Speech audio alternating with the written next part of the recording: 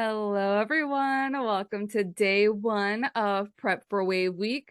My name is Rita M. Perez, and I am your host this week. Today is Foundations Day, and it is really about laying the groundwork for what will be wave season of 2023. So kind of, if you haven't seen the rest of the presentations yet, today is going to be foundations. Tomorrow, you're going to go into operations, followed by marketing, sales, and expansion. So each day kind of builds up on the different operations within your travel business. And kind of going into that, I know, something that's really important to me is working on your mindset or mental fortitude, because I feel like that's a foundational element of being a business owner.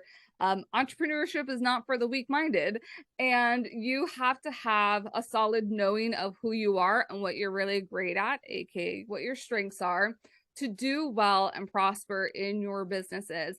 And that's why I had to have our guest today, Nermine Zakhary, on to talk about utilizing our strengths. And this is not going to be any sort of like woo woo, or maybe you might find it a little bit woo. I actually worked with Nermine, was it last year? I think it was it feels like longer. That is so, yeah. Where I took the assessment, and even though we haven't worked together, obviously since last year, we worked together for a couple months last year, but I always fall back if I'm not sure what I should be doing in my business. I always fall back to what my strengths are and really lean in on those to guide me as to either the next steps or to get me out of a rut or a funk. So, and I thought that was like one of the perfect topics of discussion for this wave season. It's a little bit different. So without further ado, welcome back, Nermine, because you've been on the podcast. And we've done lots of different things together. So thanks for being here. Oh, I'm so excited to be here, Rita. Thank you so much for having me. Yay! Anytime I can talk strengths, I'm flying high. Yes, I know. I was like, we're both like giddy over here. So what is your background, just for those that don't know you? Because she was very early on in the podcast. I feel like within the first 10, 15 episodes, you'll see something about strengths, but don't go there yet. Just stay here. Stay tuned here. Yeah, so I'm a strengths coach. I help people figure out who they are so they can own it, articulate it, then go do it on purpose. And I fell in love with strengths many, many moons ago when I attended a workshop, and I walked in with a little bit of an attitude actually that day because I didn't like my strengths profile. So unlike everybody else that was, oh yeah, that's me. Oh yeah, that's me. I said, no. These are my weaknesses. These aren't my strengths. And I experienced a literal paradigm shift over the course of that 90-minute workshop. I walked out saying, everybody needs to know their strengths. Everybody needs to know their strengths. So from there, I never thought that I would, I didn't aspire to be a life coach, but who would have thought this was, I found my calling that day. It's super important for me, for people to see and know who they are, own it, and then, and really get to go do it on purpose. So that's what I'm here for. I love it. I love it, especially too. So like one of my top 5 strengths, and we're talking about, what is the strengths assessment before I fudge that up? Is it Myers? It's Clifton Strengths. Clifton Strengths. Gallup okay, I was like, I know I was going to mess Strengths. something up. Okay, so Clifton Strengths, one of mine is connectedness, which I think is so ironic because for many years I fought networking because I thought networking was sleazy. And now knowing that that's something, it's one of my strengths, one, and two, because I'm big into astrology, it's something that connecting with others really does nurture me and fuel me. That because I wasn't honing in on that strength and utilizing it, I was putting myself back, because it hasn't been until like I started connecting more with other people that I've started seeing like more expansion happening within my businesses. Oh, that's amazing that you're able to see to link that and to make that connection.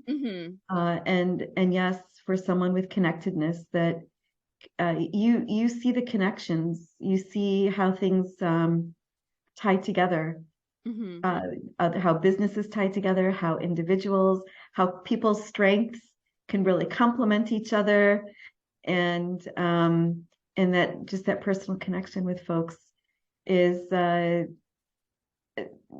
what attracts people to you. Right. Rita. Yeah. Yeah. Yeah. So can you give us just like a brief background on Clifton's strengths and maybe not all, because I know there's over 20 strengths that are identified, but the four The big four domains. buckets. Sure. Yeah. Yeah. So just to go back a little, it's based on more than 40 years worth of research. At some point, psychologists recognized that all they really knew about people is what's wrong with them. And yeah, and then they started noticing like these moments of like extraordinary performance, like really, really super high energy, high performance types of, successes. And they realized, they didn't know enough. They didn't know anything about it. So they started this research project, a worldwide research project that resulted, of course, in the discovery of hundreds and hundreds of talents that they were able to mathematically categorize into 34 general talent themes. And then they wrote the assessment that ranks all 34 themes for you in order of dominance. Okay. So for your initial investment, you get your top 5 strengths, which is really, it's all you need to get started with your personal strengths journey, or you can purchase the full 34 report and see the whole shebang. Now, they were further categorized into 4 leadership domains. They recognized that half of the strengths or the talent themes were task oriented, and the other half were relationship oriented. So on the task side of things, you have strategic thinkers, and on the other end of the spectrum, on the task side, are folks with executing strengths. Okay. You got your big thinkers, the people who create the vision for the team, and then you have the folks who take that vision and make it a reality, really make things happen. On the relationship side of things, we have one end of the spectrum are influencers who take the team's ideas and sell them to the rest of the world. And then you have, on the other side, are the relationship builders, who are the glue that hold the team together. So it's really cool to be able to identify when you see your primary domain or domains. You kind of because it's nice to you can identify with the high level. Oh yeah, I tend to enjoy thinking. I'm a big thinker and enjoy thinking about the future, thinking about the past, or drumming up ideas. Or someone with executing is really super disciplined, it really owns their work and takes responsibility and is able to focus.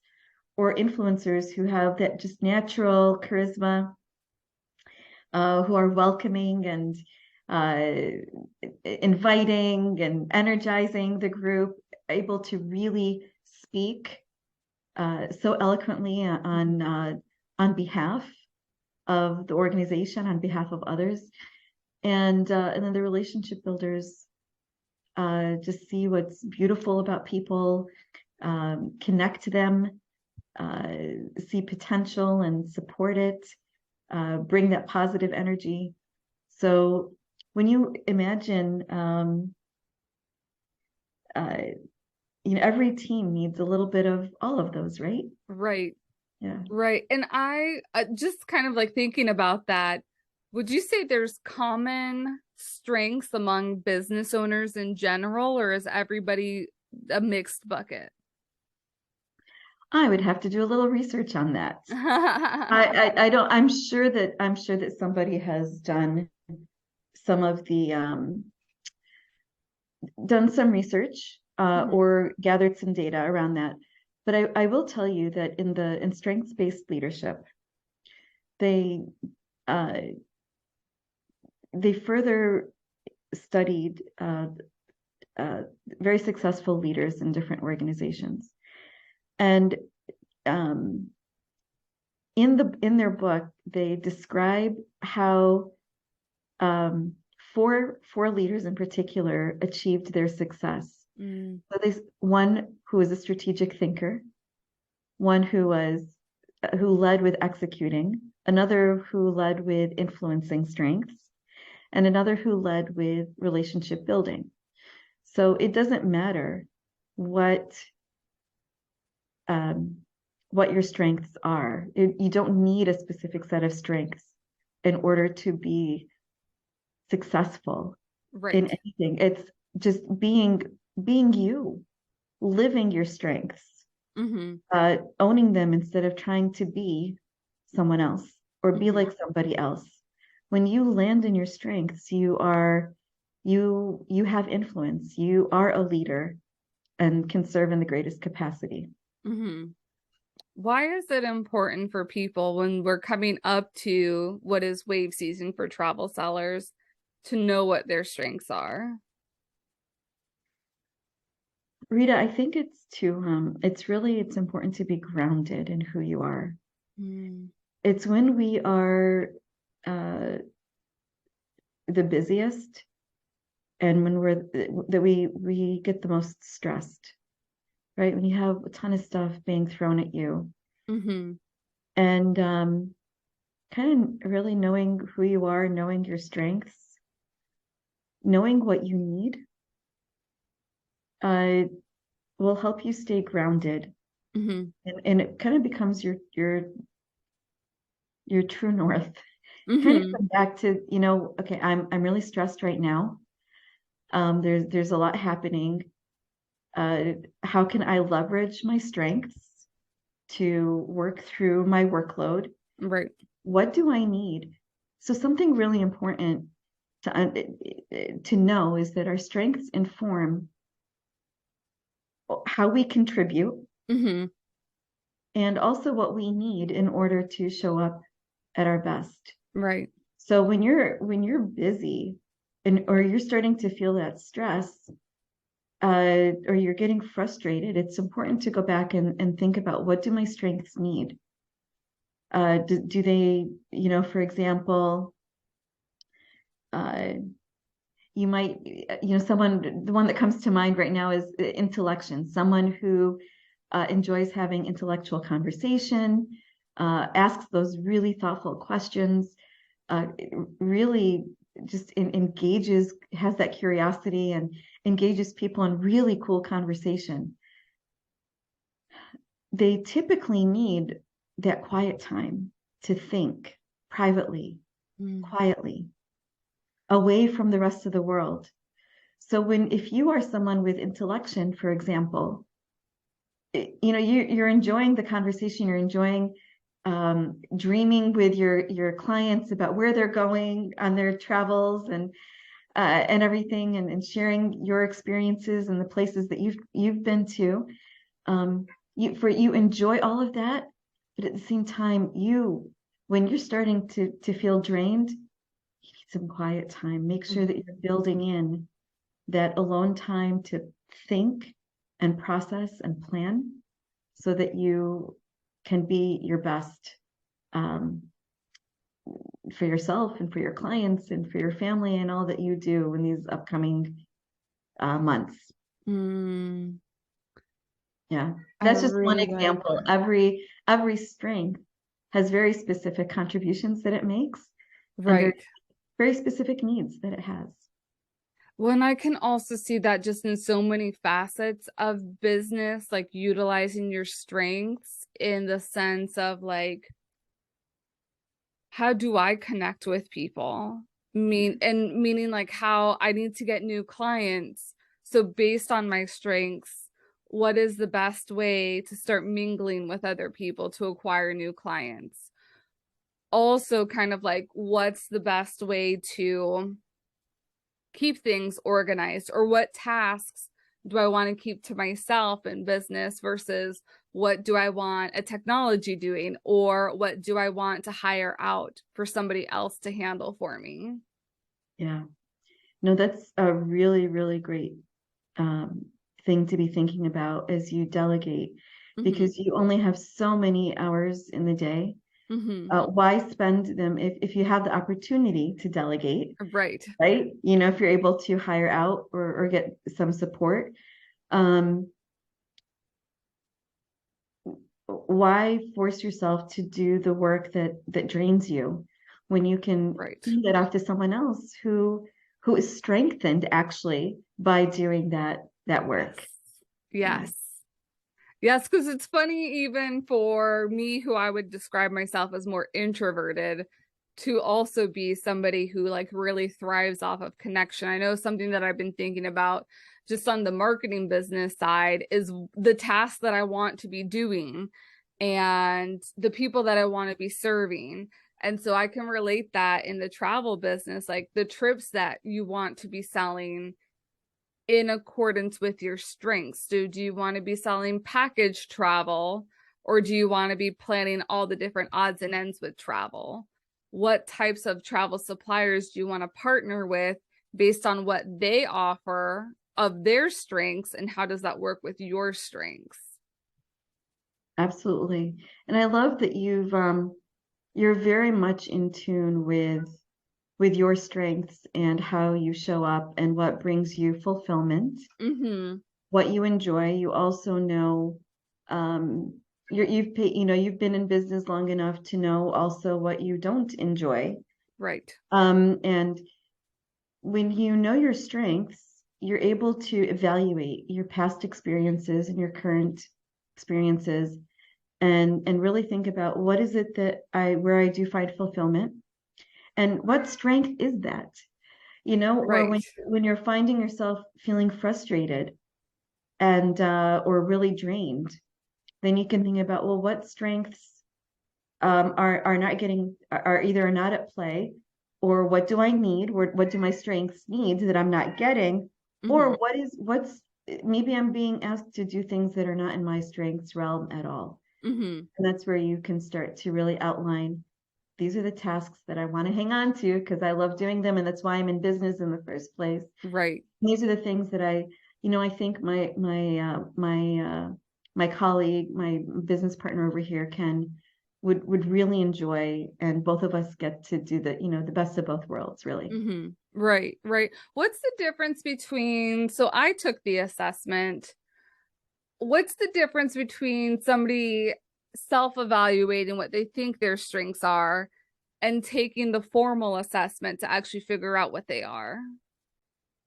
I so appreciate you asking me that question, because this was actually a question I asked myself when I first, after I got the assessment, I did the assessment, I got my results, and I kept asking, like, for crying out loud, why do I need an assessment to tell me who I am? Mm-hmm. And I started asking a lot of people this question, like, what is it? Um, and really, the summary at the end is that our strengths are so innate to us Mm-hmm. that we can't even see them. We don't Right. we can't see them. We don't think they're anything special. It's just how we show up. It's what I do every day. It comes so naturally for me. I don't think about it. It's just who I am. Mm-hmm. And I can't see it. I can't see it. In fact, I because it's so natural for me, I get kind of annoyed when, the person next to me can't do what I do, or maybe, or doesn't see things the way that I see them, Mm-hmm. right? Because that's just Or how things value things. are, right? So that's why it's necessary to have an outside resource, an external resource, Mm-hmm. ask those very specific questions Mm-hmm. that that help you determine and identify and label what your strengths are. Mm-hmm. And it gives you a language Right. to use. And so the reason that the answer to your question is because they're so innate to us. Yeah. We need a little help to see them. I could see that because I would never have picked up. So my top five, just to give everybody an idea of like what the official strengths are connectedness, harmony, learner, input, and futuristic are my five. And I had a feeling learner was going to be on there because I do love learning things. Yeah. What was a surprise to you? Harmony. Yeah. It was a surprise, but when I start looking back on things, especially if I think about travel, my travel business and what I do, which is specialize in cruise retreats, I just want that synergy from both. So I work with corporate retreats and business retreats. So on the corporate side, I want that synergy, that harmony, that flow between the executive leadership team with their employees, that positive work culture that really invests in and nurtures their employees. That kind of synergy and harmony is very important to me, having been on the other side of that type of work or the opposite of that work culture. And then harmony in the business owner side means to me just business owners being able to collaborate, get along together, and just do things differently, but collectively together to just improve whatever it is they're looking to improve. Oh, that's amazing. So you had a past experience. It sounds like it may not have been as positive, Mm-hmm. and you were able to use that information to really understand something that Harmony needs. Yes. And you're able to offer that and provide that and foster that Mm-hmm. as you support executives in creating that environment for their teams. Right. Just step away from it all and do some really quality team building and Right. learning and growing together and creating that environment. Right. Right. And the reason I wanted to have this conversation too is leaning on those strengths as opposed to trying to fix what the weaknesses are. Because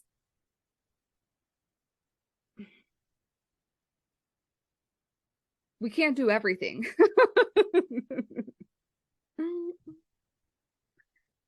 So we can't do everything. And when you think about your return on investment,